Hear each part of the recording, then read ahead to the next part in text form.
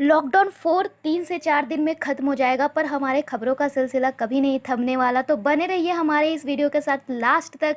और अगर नए हैं चैनल पे तो सब्सक्राइब ज़रूर कर लीजिए, क्योंकि यहाँ पर मिलेगी आपको बिल्कुल अपडेटेड न्यूज़ मूवी की बिल्कुल डिटेल के साथ। पूरी दुनिया में क्या क्या चीज़ें हो रही हैं, ये सारी चीज़ आपको यहाँ पे देखने मिलेंगे। यहाँ पे कोरोना वायरस की फुल अपडेट आपको मिलेगी, जो भी सरकार योजनाएं निकाल रही हैं वो सारी चीज़ आपको देखने को मिलेंगे। तो अंत तक बने रहिए हमारे इस वीडियो के साथ। तो सबसे पहले बात कर लेते हैं कोरोना वायरस की, जो अभी एग्जैक्ट क्या आपकी हालत रह रही है। तो अभी जो है पूरे भारत में 1,45,380 कन्फर्म केस हैं, जिसमें 60,451 लोग रिकवर हो चुके हैं और कुल 4,167 मौतें हो चुकी हैं। और जैसा कि मैं आपको अभी तक बता रही हूँ, थोड़ी थोड़ी इस पे बढ़ोतरी होते ही जा रही होगी। अब बात कर लेते हैं कुछ और खबरों। चलिए देखते हैं इसके बाद की जो खबर आ रही है, कोरोना से ही लेकर आ रही है। कोरोना अब और भी ज़्यादा भयावह होते जा रहा है। 3 हफ्ते में ही भारत में 1 लाख से ज़्यादा केस मिल चुके हैं, 2600 से अधिक मौतें भी हो चुकी है। जी हाँ दोस्तों, कोरोना के मामले जिस रफ्तार से बढ़ रहे हैं, इसका अंदाज़ा आप इन आंकड़ों से लगाते हैं। आज से 3 हफ्ते पहले यानी कि 4 मई को भारत में करीब 43,000 केस के साथ 1,400 मौत रिपोर्टें हो चुकी थी। और अभी 1,45,380 मामले हैं और 4,167 लोगों की मौत हो चुकी है। तो यहाँ से आप अंदाज़ा लगा सकते हो। बढ़ते हैं अगली खबर की ओर। अगली खबर जो यहाँ पे आ रही है, कोरोना में ही कोरोना पर चीन के झूठ का हुआ पर्दाफाश। छुपाया था 6.5 लाख के करीब लोगों के बारे में। तो चलिए देखते हैं इसका पूरा सच। जो चीन दुनिया को अपने यहाँ कोरोना के कंट्रोल होने का आंकड़ा दिखा रहा था, वही आंकड़े को चीन की अपनी मिलिट्री यूनिवर्सिटी ने गलत ठहरा दिया। और जो आंकड़े अब सामने आए हैं वो चौंकाने वाले हैं। चीन के कुल 230 शहरों में फैल चुका है कोरोना। 80 से 85 हज़ार के बीच अचानक इसके जो आंकड़े थे वो रुक गए थे, मगर अब चीन के अंदर से ही नई आंकड़े आ रही है, जिसमें पता चल रहा है कि यहाँ पे जो है बहुत ही ज़्यादा बढ़ोतरी हुई थी, बट इस बात को छुपाया गया था। तो चलिए देखते हैं अब अगली बड़ी खबर की ओर।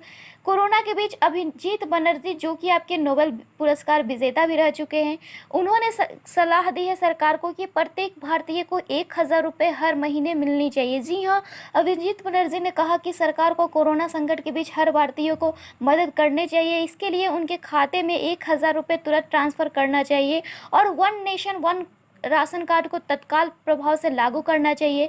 और one nation one ration card की बात सिर्फ अभिजीत बनर्जी ने ही नहीं, बल्कि डुफलो ने भी, जो कि पहले भी दोनों अर्थशास्त्री हैं, दोनों ने जनधन योजना और one nation one card scheme की तारीफ की और उनकी मांग है कि इस चीज़ को अच्छे तरीके से चलाया जाए। अगली खबर यहाँ पे आ रही है, यूपी से निकल के आ रही है। यूपी में 10 आईपीएस ऑफिसरों का तबादला हो गया। प्रशांत कुमार बने ADG law and order. IPS Rajiv Sabharwal को एडीजी मेरठ जोन नियुक्त किया गया। इस कोरोना महामारी के बीच 10 का तबादला हो गया। ये थोड़ा सा यहाँ पे संकट का विषय भी रहा।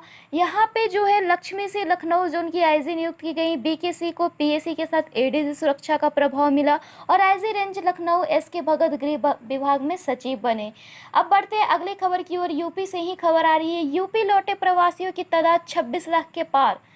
जी हाँ, यूपी जो भी लौटे हैं उनकी जो संख्या रही वो 26 लाख के पार रही। पर देश के प्रत्येक प्रवेश द्वार के साथ ही कुल 1400 जगह पर कामगारों श्रमिकों के लिए भोजन और पानी का इंतजाम किया। योगी आदित्यनाथ ने क्वारंटाइन सेंटर पर मेडिकल परीक्षण के बाद होम क्वारंटाइन के लिए भेजते समय राशन कार्ड के पैकेज भी दिए।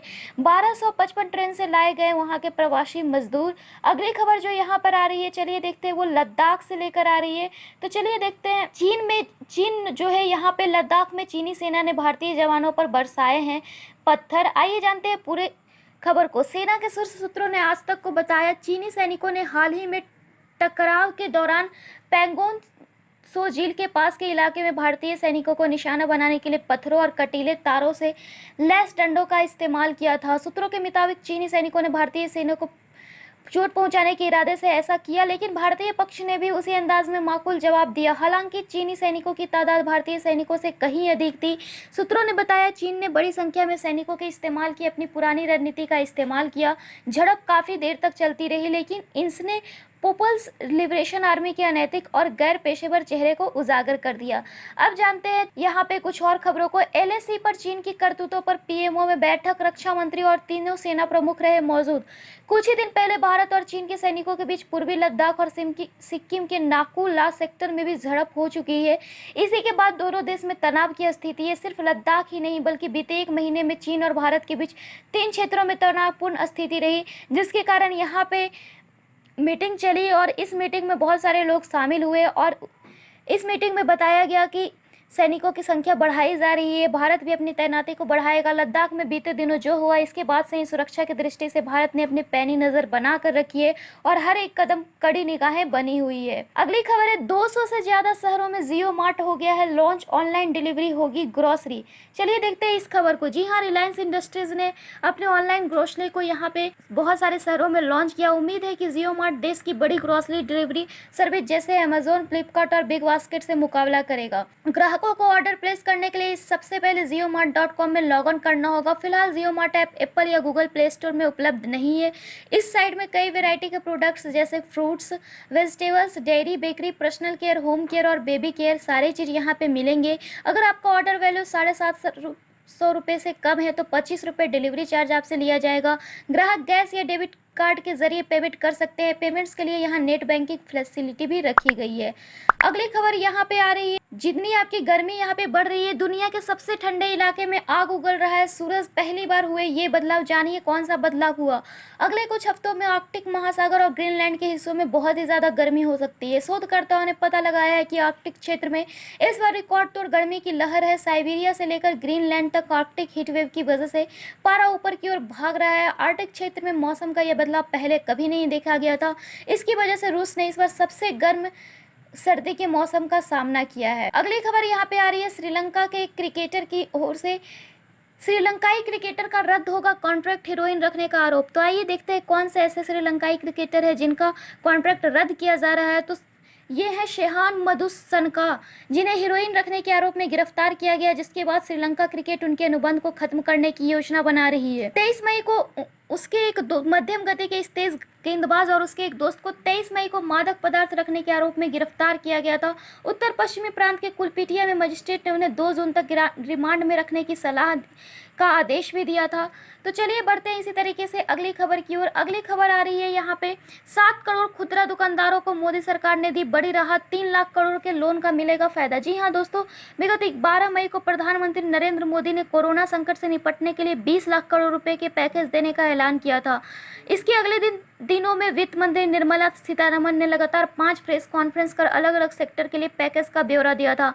वित्त मंत्री ने सूक्ष्म, लघु और मध्यम उद्योगों को 3 लाख रुपए कर्ज देने की सरकारी गारंटी वाली योजना का ऐलान किया था। देश के करीब 7 करोड़ खुदरा दुकानदार भी इसका फायदा उठा पाएंगे। हालांकि वो इसके अंदर नहीं आते एमएसएमई के अंतर्गत, पर फिर भी उन्हें यह लाभ मिलेगा। अगली खबर आ रही है जियो की ओर से ही। जियो प्लेटफॉर्म से जुड़े अनंत अंबानी 25 साल की उम्र में बने एडिशनल डायरेक्टर। जी हां, मुकेश अंबानी के छोटे बेटे अनंत को रिलायंस जियो में एडिशनल डायरेक्टर का पद मिल गया। इसी के साथ अनंत की जियो प्लेटफॉर्म पर एंट्री हो चुकी है। इससे पहले ईशा अंबानी और आकाश अंबानी पहले से ही जियो प्लेटफॉर्म पे अपना बिजनेस यहाँ पे चालू कर चुके हैं। तो ये थी आपको यहाँ पे बड़ी खबरें। इसी तरीके की खबरों के लिए बने रहिए आप हमारे चैनल के साथ।